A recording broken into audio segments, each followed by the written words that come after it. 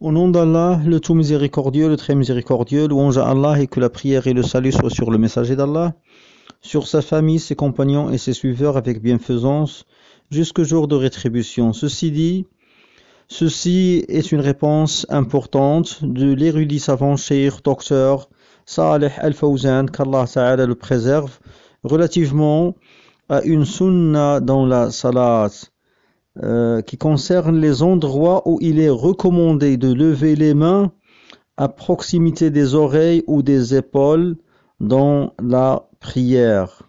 La question. Certains lèvent les mains chaque fois qu'il y a une descente ou une montée. Note du traducteur, c'est-à-dire lorsqu'il y a un khafd ou un rafa', c'est-à-dire lorsqu'on descend par exemple pour l'agenouillement ou lorsqu'on se relève de l'agenouillement, lorsqu'on descend pour la prosternation ou lorsqu'on se relève d'une prosternation par exemple. Donc là c'est al-khafd wa al-rafa'. La question, je reviens à la question.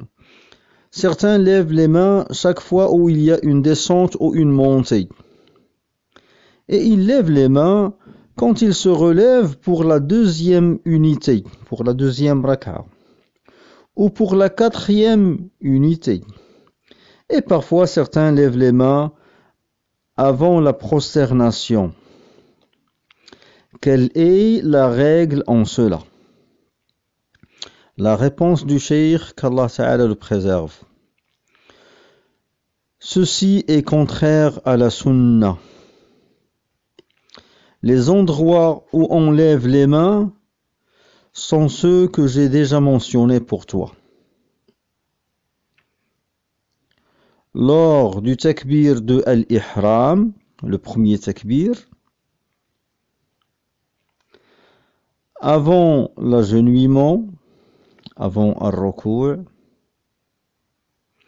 après le relèvement de l'agenouillement, après Ar-Ruku', et quand on se relève du premier tashahhud. Fin de la réponse du cheikh. Hafidahullah ta'ala, walhamdulillahi rabbil alamin.